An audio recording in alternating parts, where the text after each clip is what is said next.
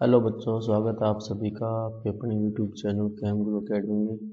तो पिछली क्लास में अपने जो है वो चट्टानों से पहले पहले जो इम्पोर्टेंट इसमें टॉपिक थे या चैप्टर जो था वो अपना कंप्लीट हो गया था। इसमें अपने था अर्थ क्रस्ट, और उसमें मैंने आपको बताया था कि ये जो एल्यूमिनियम सिलिकेट है, एक तो ये जैसे ये इसको क्या कहते हैं, Cl कहते हैं, और इसी तरह मैग्नीशियम सिलिकेट को क्या कहते हैं, समय कहते हैं। ये क्वेश्चन ऐसे भी हो सकता है कि समय किसका बना होता है, मैग्नीशियम सिलिकेट का, और सियाल जो होता है वो किसका बना होता है, एल्यूमिनियम सिलिकेट का। नेक्स्ट जो अपने आता है वो आता है रॉक्स या चट्टाने।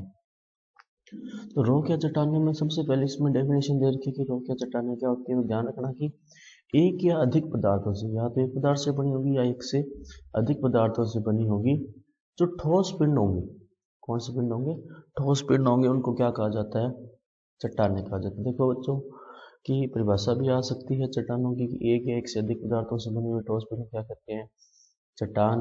और चट्टान के भौतिक रासायनिक संगठन क्या होते हैं, ये इस बात पर निर्भर करेंगे कि उस चट्टान में कौन सा खनिज है, कि उसमें जो है वो क्वार्ट्ज खनिज है या कोई और खनिज है, या कैल्साइट है या चूना पत्थर है या क्या है, वो खनिज है बने होते हैं। अब किसी चट्टान में एक तरह का खनिज भी हो सकता है और एक से अधिक तरह का भी खनिज हो सकता है। अब यहाँ पर एक उदाहरण आता है क्या, कि एक ही खनिज से बनी चट्टान को क्या कहते हैं, एक खनिज से बनी चट्टान का उदाहरण क्या है, लाइमस्टोन या चूना पत्थर। ध्यान रखना बच्चों कि एक ही प्रकार के खनिज से बनी हुई जो चट्टान है उसका उदाहरण क्या है, लाइमस्टोन यानी चूना पत्थर है, जो कि कैल्साइट खनिज से मिलकर बनी। कैल्साइट मतलब कैल्शियम वाले जो खनिज होते हैं उनसे मिलकर बनी होती है कैल्साइट खनिज से। ग्रेफाइट कई खनिजों से मिलकर बनी चट्टान है। प्रत्येक चट्टान जो होती है वो देखो इस पर लिखा हुआ है कि निश्चित विशेषताएं होती है। जैसे संरचना, अपने पता है चट्टान की संरचना अलग अलग होती है। संरचना मतलब यहाँ पर बनावट की बात नहीं कर रहा, संरचना मतलब रासायनिक रूप से वो कैसी है। उसके बाद में रंग, अपने देखते हैं कई सारे पहाड़ जो होते हैं वो ब्लैक रंग में पड़ रहे होते हैं, कई तरह की चट्टान जो उसमें हल्का पीलापन होता है, कई चट्टानें जो है हल्की लालिमा, ये हल्का सा लाल रंग भी इनमें होता है। उसके अलावा उसका घनत्व, घनत्व मतलब कितना ज़्यादा भारी हो गया। कई चट्टानें होती हैं जो बहुत ज़्यादा भारी नहीं होती, कई तो बहुत ज़्यादा भारी होती है। और इसी तरह टूटना कि वो कितनी जल्दी से टूट रही है, इनका खनिज संगठन से होती है या उसमें किस तरह का खनिज है। अब आगे इसमें आता है चट्टानों का वर्गीकरण। अब चट्टानों का वर्गीकरण की अगर अपने बात करें तो बच्चों देखो, चट्टानों के वर्गीकरण में जो है वो अपने पास तीन चीजें आती हैं। देखो कौन कौन सी चट्टानों के वर्गीकरण की अगर अपने बात करें तो चट्टानें जो है वो मेनली तीन प्रकार की है। कितने प्रकार की है चट्टानें, तीन प्रकार की। देखो कौन कौन सी, एक तो है आग्नेय चट्टानें। कौन सी है, आग्नेय। एक है अवसादी, और तीसरी इसमें जो आती है वो आती है कायांतरित या रूपांतरित। या तो इसको कायांतरित बोल देते हैं या इसको रूपांतरित बोल देते हैं। बेसिकली ये जो तीसरे टाइप की चट्टान है ये इन्हीं पहली और दूसरी चट्टानों से मिलकर बनी होती है। और आग्नेय चट्टानें जो है, आग्नेय चट्टानें फिर दो भागों में विभाजित हो जाती है। देखो कौन कौन से में, उसमें देखो कौन कौन सी होती है। सबसे पहले अगर अपने बात करें आग्नेय चट्टानों की, तो इनको दो प्रकार से विभाजित किया जा सकता है। देखो एक तो इसमें हो सकता है उत्पत्ति के आधार पर। किस आधार पर, उत्पत्ति के आधार पर। उत्पत्ति के आधार पर ये दो होती है। एक तो होती है आंतरिक आग्नेय चट्टानें। कौन सी होती है, आंतरिक आग्नेय चट्टानें। और एक होती है बाह्य आग्नेय चट्टानें। इसी तरह एक आ जाती है उनके रासायनिक संरचना के आधार पर या रासायनिक संगठन के आधार पर भी इन चट्टानों को बांटा जा सकता है। रासायनिक संगठन के आधार पर, उस आधार पर ये तीन तरह की होती है। एक तो होती है अम्लीय। कौन सी होती है, अम्लीय। एक इसमें उदासीन कह सकते हैं अपने, उदासीन या माध्यमिक कह सकते हैं। एक तरह से माध्यमिक भी वर्ड चलता है, उदासीन भी है। और एक तीसरा इसमें आता है भस्मिक। भस्मिक यानी जो क्षारीय प्रकृति की होती है। ये तीन ध्यान रखना, जो जितनी ज़्यादा अम्लीय है उसमें सिलिका की मात्रा उतनी ही ज़्यादा होती है। अब अगर अपने बात करें ओवरव्यू में, तो आग्नेय चट्टानें वो है जो गर्म लावा के ठंडा होने से बड़ी होती है। आग्नेय चट्टानें जो होती है ये वो चट्टानें होती है जो गर्म लावा के ठंडा होने के कारण जो बनती है उसको क्या कहते हैं, आग्नेय चट्टानें। अब उत्पत्ति के आधार पर आग्नेय चट्टानें बच्चों देखो दो प्रकार की है, एक तो आंतरिक आग्नेय, एक बाह्य आग्नेय। अब आंतरिक आग्नेय चट्टानें तो वो है जिसमें लावा क्या हुआ कि ज्वालामुखी जो फटा नहीं, वो ज्वालामुखी पृथ्वी के अंदर ही रह गया और ज्वालामुखी का जो लावा था वो पृथ्वी के अंदर ही ठंडा हो गया, और अंदर ही ठंडा होने से जो चट्टानें बनी उनको क्या बोला गया, आंतरिक आग्नेय चट्टानें। और जो ज्वालामुखी फट गया और फट के जो है वो बाहर आ गया, तो बाहर आने के बाद में जो चट्टानें बनी उसको क्या बोला गया, बाह्य आग्नेय चट्टानें।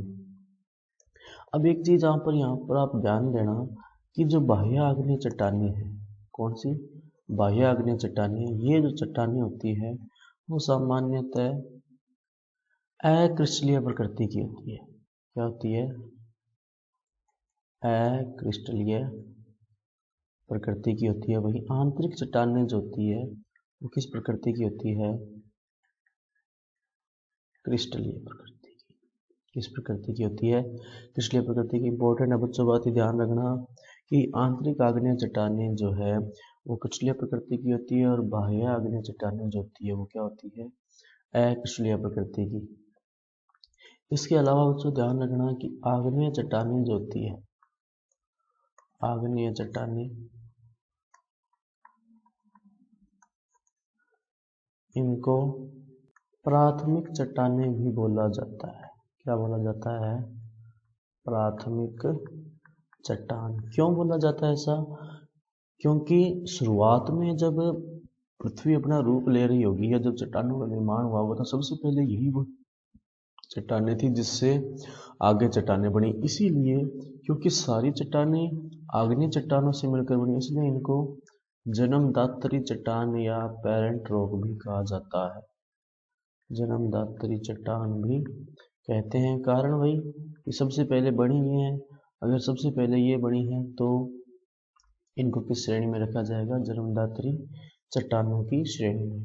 तो ये बच्चा हो गया मोटा मोटा ओवरव्यू। इस तरह से अवसादी में जो है ये वो चट्टानें होती है जो अवसाद के जमा होने से बनती है। और कायांतरिक तो एक्चुअल में क्या है कि आग्नेय या अवसादी रही होगी, लेकिन अलग अलग वातावरण के अनुसार इन्होंने अपना जो रूप है वो थोड़ा क्या कर लिया, परिवर्तन कर लिया, इसलिए इनका नाम भी क्या हो गया, कायांतरित या रूपांतरित चट्टानें। अब अपने आते वापस अपने चैप्टर पे। तो यहाँ पर अपने देखो इसमें सबसे पहले चट्टानों का वर्गीकरण है, ये रहा कि सबसे पहले आग्नेय चट्टान ये रही, और उसके बाद में अगर नेक्स्ट अपने देखें तो ये आएगा अपने ये वाला यहाँ पे। सबसे पहले आग्नेय चट्टान होगी, फिर अवसादी होगी, फिर कौन सी होगी, रूपांतरित, और उसके बाद में आग्नेय और अवसादी और रूपांतरित। अवसादी और रूपांतरित में तो कोई आगे वर्गीकरण नहीं है, लेकिन आग्नेय चट्टानों का जो है फिर से दो आधार पर वर्गीकरण किया, एक तो है उत्पत्ति के आधार पे और दूसरा है रासायनिक संगठन के आधार पे। उत्पत्ति के आधार पे देखो दो है, एक तो आंतरिक आग्नेय, एक बाह्य आग्नेय, और रासायनिक संगठन के आधार पर एक अम्लीय, एक उदासीन या सामान्य, तीसरी है बाष्मिक यानी क्षारीय प्रकृति की। ये होगी। अब नेक्स्ट अगर इसमें देखें तो यहाँ पर आप देख सकते हो कि ये दे रखा है अपने को चित्र इस तरह से। अब यहाँ पर अगर आप देखो ना तो जैसे ये कलर लेते हैं अपने, तो लावा अगर बाहर निकल गया, यहाँ आके ठंडा हो रहा है, तब तो वो बनेगी बाह्य आग्नेय चट्टानें, और बाह्य आग्नेय चट्टानें जो होती है वो अक्रिस्टलीय प्रकृति की होती है। लेकिन वहीं अगर लावा जो है बाहर आके ठंडा होने की बजाय अगर अंदर वाली सतह पर ठंडा हो गया यहाँ पे, तो कौन सी चट्टानें बनेगी, आंतरिक आग्नेय चट्टानें, और वो किस प्रकृति की होगी, क्रिस्टलीय प्रकृति की। ठीक है बच्चों। अब नेक्स्ट अपने आते हैं यहाँ पे इसमें आग्नेय चट्टानों में। तो आग्नेय चट्टानें यहाँ से जो शुरू हो रही है उनकी थ्योरी अपने कह सकते हैं। तो ये कहेगा अभी यहाँ पर कि ताप के कारण पिघले हुए लावा के पृथ्वी की सतह या सतह के अंदर, दोनों बातें बोली इसने। सतह के अंदर ठोस रूप से एकत्रित होने वाली चट्टान को क्या कहते हैं, आग्नेय चट्टान कहते हैं। ये चट्टानें क्या है, सबसे पुरानी है, क्योंकि सबसे पहले बड़ी ये थी, और अन्य चट्टानों की क्या मानी जाती है, जन्मदात्री, क्योंकि अन्य चट्टानों का निर्माण किससे हुआ है, इसी से हुआ है, इसलिए इन्हें क्या कहते हैं, प्राथमिक चट्टान, क्योंकि सबसे पहले ये बनी और इसी से अन्य चट्टानों का निर्माण हुआ। और एक और बात बच्चों इसमें ध्यान रखना, यहाँ पर जो मैंने आपको लिखवाया है वो कि जो पृथ्वी पर टोटल चट्टानें हैं उसमें से 95% क्या है, ये वाली चट्टानें हैं। ठीक है बच्चों, अब यही बात ये यहाँ पर भी बोलेगा कि टोटल थलमंडल पर लगभग चट्टानें, उसमें से 95% कौन सा है, ये आग्नेय चट्टानें है। अब आग्नेय चट्टानें दो भागों में बांटी है उसने, ऊपरी बांटी थी, एक तो आंतरिक आग्नेय चट्टानें और एक बाह्य आग्नेय चट्टानें। तो ज्वालामुखी का उद्गार लावा पृथ्वी के अंदर ही ठंडा होकर, ध्यान देना बच्चों इस बात पर, पृथ्वी के अंदर मतलब आंतरिक मतलब अंदर, तो अंदर ही अगर ठंडा हो गया और वो ठोस रूप धारण कर लेगा तो इसे क्या कहा जाएगा, आंतरिक आग्नेय चट्टान। यह चट्टान जो, अब देखो लावा पृथ्वी से बाहर निकला नहीं, वो पृथ्वी के अंदर ही रहा, अंदर ही रहेगा तो धीरे धीरे ठंडा होगा। अगर धीरे धीरे ठंडा होगा, ध्यान रखना कोई भी द्रव है, द्रव अगर धीरे धीरे ठंडा किया जाए तो वो क्रिस्टलीय प्रकृति का होता है। उदाहरण के लिए बर्फ होगी, बर्फ नहीं, जैसे चीनी होती है, एक नॉर्मल चीनी होती है, एक जैसे मिश्री आती है अपनी, तो मिश्री और चीनी में रासायनिक रूप से कोई अंतर नहीं है, दोनों का निर्माण जो है वो सेम पदार्थ से होता है, लेकिन जो चीनी होती है उसको बहुत जल्दी ठंडा किया जाता है, इसलिए वह क्रिस्टलीय प्रकृति की हो जाती है। वही मिश्री जो होती है उसको धीरे धीरे ठंडा किया जाता है, इसलिए वो क्या हो जाती है, क्रिस्टलीय प्रकृति की। इसी तरह कांच और क्वार्ट्ज जो होता है, एक कांच होता है, दूसरा क्या होता है, क्वार्ट्ज होता है।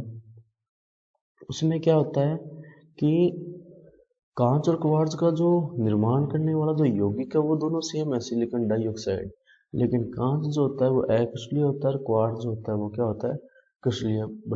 अंतर जो है उनके बनाने का जो तरीका है सिर्फ उसी का है, बाकी जो है दोनों क्या है, सेम है। अब नेक्स्ट अगर अपन इसमें देखें तो इस चट्टान, यही बात बोल रहा है कि यह चट्टान जो होती है वो धीरे धीरे ठंडी होकर किसका रूप धारण करती है, क्रिस्टलीय रूप का। उदाहरण इसके हैं ग्रेनाइट, क्वार्ट्ज, डायोराइट और सिएनाइट। और आपको बात बता दूं कि ग्रेनाइट जो है सबसे कठोरतम जो चट्टानी होती है या सबसे कठोरतम जो पत्थर होता है उसके अंदर आता है। उसके बाद में आता है बाह्य आग्नेय चट्टान, कौन आती है, बाह्य आग्नेय चट्टान। अब ज्वालामुखी के ज्वालामुखी एक तो ज्वालामुखी फटा नहीं, वो लावा जो अंदर रह गया। दूसरा क्या होता है कि ज्वालामुखी फटा और फटने के कारण लावा जो है वो सतह पर आ गया और बाहर आकर ठंडा हो गया। ध्यान दो यहाँ पर वर्ड आया शीघ्र, मतलब बहुत जल्दी ठंडा हुआ, और बहुत जल्दी ठंडा होने के कारण क्या हुआ, उसने ठोस रूप धारण किया और जल्दी जल्दी ठंडा होने के कारण बाह्य आग्नेय चट्टानें बनी। अब वो तो क्रिस्टलीय प्रकृति की थी क्योंकि वो धीरे धीरे ठंडी हो रही थी, और ये अक्रिस्टलीय प्रकृति की होगी क्योंकि ये बहुत जल्दी जल्दी ठंडा हो गया। उदाहरण है इसका बेसाल्ट और रायलाइट। अब बच्चों इसमें ध्यान रखना कि आंतरिक आग्नेय चट्टानों का उदाहरण कौन सा है और बाह्य आग्नेय चट्टानों का उदाहरण कौन सा। जैसे आंतरिक का उदाहरण कौन सा था, ग्रेनाइट, इसी तरह बाह्य का उदाहरण कौन सा है, बेसाल्ट या रायोलाइट। अब अगला है रासायनिक संगठन के आधार पर चट्टानों का वर्गीकरण। ये देखो इसने रासायनिक आग्नेय चट्टानों का वर्गीकरण दो आधार पर किया था ना, एक तो रासायनिक संगठन के आधार पर, दूसरा उत्पत्ति के आधार पर। उत्पत्ति के आधार पर आपने पढ़ लिया, अब कौन सी की बारी है, रासायनिक संगठन के आधार पर। मैंने बताया भी था कि जो जितनी ज्यादा अम्लीय उसमें सिलिका की मात्रा उतनी ही ज्यादा होगी। तो पहली है अम्लीय आग्नेय चट्टानें, इसमें बस बताया ही है कि सिलिका कितनी होती है, 65 से 85%। इसका उदाहरण क्या है, ग्रेनाइट। अब आप सोच रहे होंगे कि चट्टान जो है वो क्रिस्टलीय में भी ग्रेनाइट आ गई, अम्लीय में भी ग्रेनाइट आ गई। तो बच्चों ध्यान देना कि वो जो वर्गीकरण था वो सिर्फ और सिर्फ इसी बात पर था कि वो बाहर आके लावा ठंडा हुआ या अंदर ही ठंडा हो गया। ये इस बात पर है कि रासायनिक रूप से जब देखा जाए तो कौन सी अम्लीय है कौन सी क्षारीय है, तो दोनों में उदाहरण जो मिक्सअप हो सकते हैं, मतलब एक ही उदाहरण दो अलग अलग जगह पर आ सकता है। तो इसके उदाहरण है ग्रेनाइट और सैंडस्टोन, या जिसको बालू पत्थर अपने बोलते हैं ना, ग्रेनाइट तो ग्रेनाइट हो गया, सैंडस्टोन को बालू पत्थर बोलते हैं। और इसमें सिलिका की मात्रा ध्यान रखना 65 से 85। उसके बाद में माध्यमिक आग्नेय चट्टानें, इसमें सिलिका की मात्रा 55 से 65। ये रही यहाँ पे सिलिका की मात्रा कितनी है, 65 से 55। और भास्मिक आग्नेय चट्टानें इसमें क्या है, 45 से 55। अगर इसमें देखें अपने तो यहाँ पर ये किया था।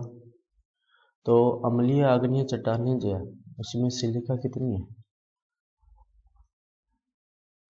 65 से 85% सिलिका।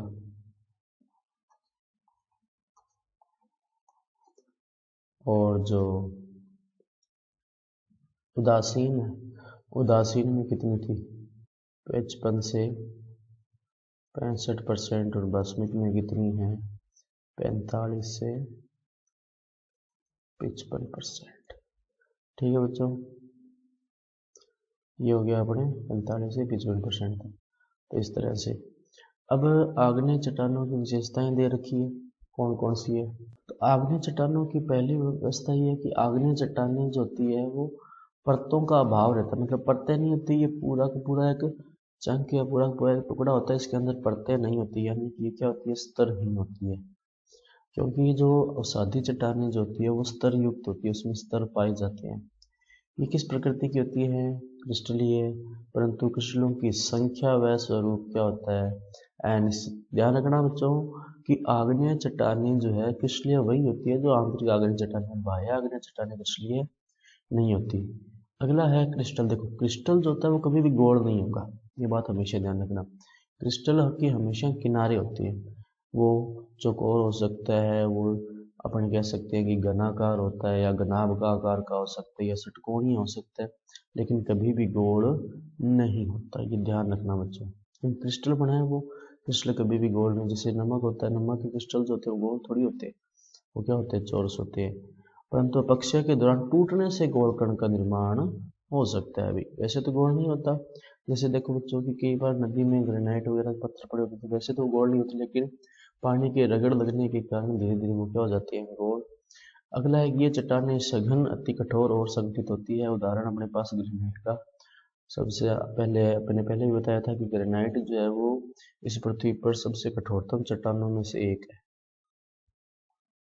उसके बाद में है मुख्य आग्नेय चट्टानें, और पहला इसमें देखो आ भी गया, कौन सा है, ग्रेनाइट।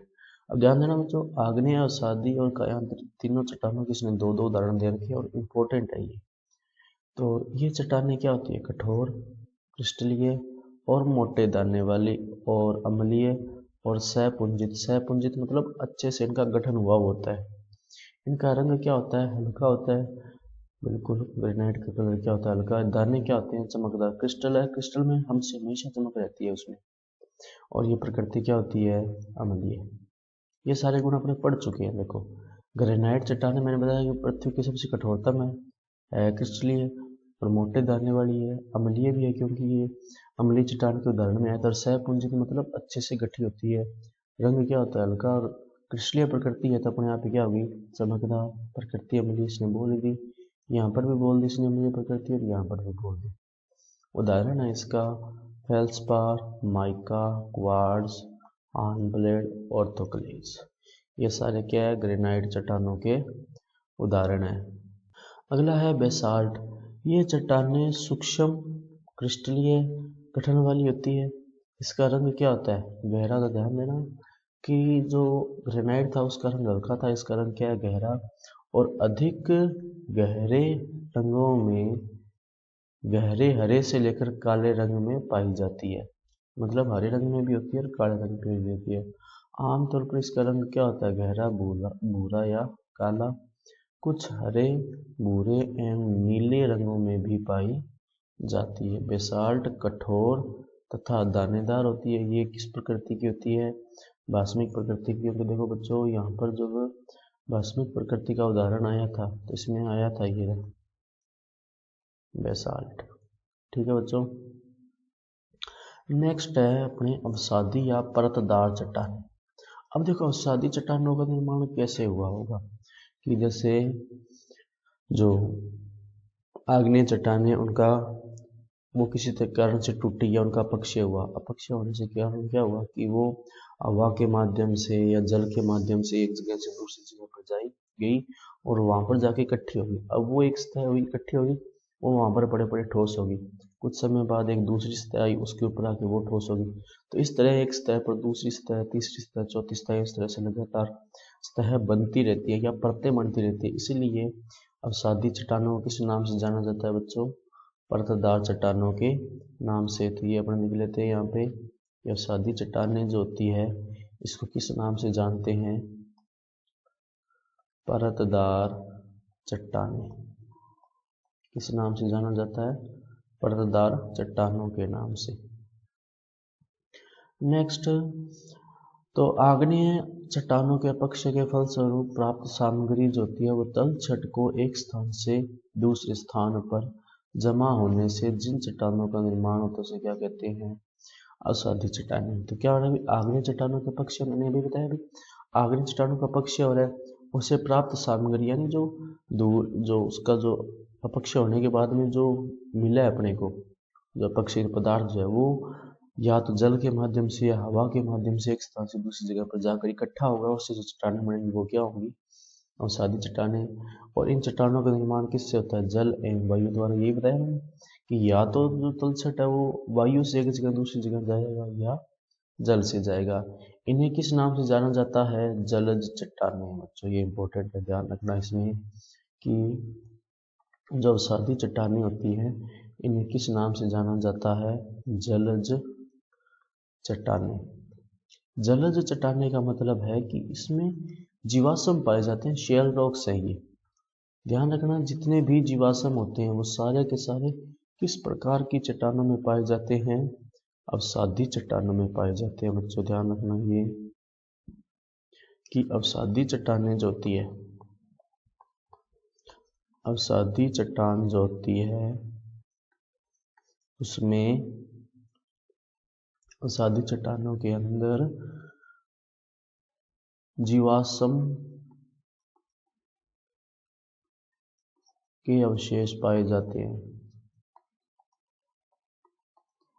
जीवों के क्या पाए जाते हैं? अवशेष पाए जाते हैं। जैसे आपने कई बार सुना होगा कि वहाँ पर डायनासोर के अवशेष मिले हैं या वहाँ पर इस जीव के अवशेष मिले हैं। अवशेष जो होते हैं हमेशा किस प्रकार की चट्टानों में पाए जाते हैं? अवसादी चट्टानों में। क्योंकि इसका निर्माण ऐसा तो है नहीं एक साथ हो रहा है, कई 100 साल लगते हैं। तो कोई जीव आया, मान लो वहाँ पे मर गया, उसके बाद में एक और मिट्टी की परत आई, वो मिट्टी की परत के नीचे जो है वो दब गया, क्योंकि उसको प्रॉपर ऑक्सीजन मिली नहीं तो वो वैसा का वैसा पड़ा रहता है वहाँ पर। इसीलिए अवसादी चट्टानों में ज़्यादातर अवशेष पाए जाते हैं, इसलिए क्या बोला जाता है? जलज चट्टानें। उदाहरण है इसका सैंडस्टोन, शेल, डोलोमाइट और चूना पत्थर। उसके बाद में इसकी विशेषताएं देखो भाई, कौन कौन सी विशेषताएं हैं इसकी। ये चट्टानें परतों के रूप में पाई जाती है, बात बताई दी अपने। पौधे व जीव जंतुओं के अवशेष, ये देखो बच्चों, पदार्थ मूल रूप से पाए जाते हैं और कठोर होते हैं। सूक्ष्म कण ऊपर की परत में एवं बड़े कण नीचे की परत में। भाई जो बड़े कण होते हैं क्योंकि उनका भार ज़्यादा होता है वो तो नीचे रहते हैं, सूक्ष्म कण जो होते हैं वो कहाँ रहते हैं?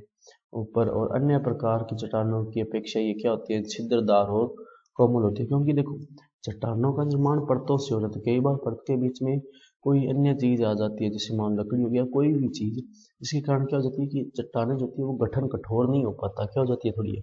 उसके कोमल का मतलब ये नहीं कि हम हाथ से तोड़ देंगे, कोमल का मतलब है कि अन्य चट्टानों की तुलना में इनकी जो शक्ति होती है वो क्या होती है? थोड़ी कम होती है। तो बच्चों आज की क्लास में इतना ही, कल मिलते हैं इस क्लास में। और अगर आपको इसकी जो पीडीएफ है वो चाहिए तो आप हमारा टेलीग्राम ज्वाइन कर सकते हैं। इसके अलावा हमारे जैसे इंस्टाग्राम का चैनल है वो भी आप ज्वाइन कर सकते हैं, वहाँ पर अपने इस तरह के अपडेट्स जो है वो आते रहेंगे। तो धन्यवाद बच्चों।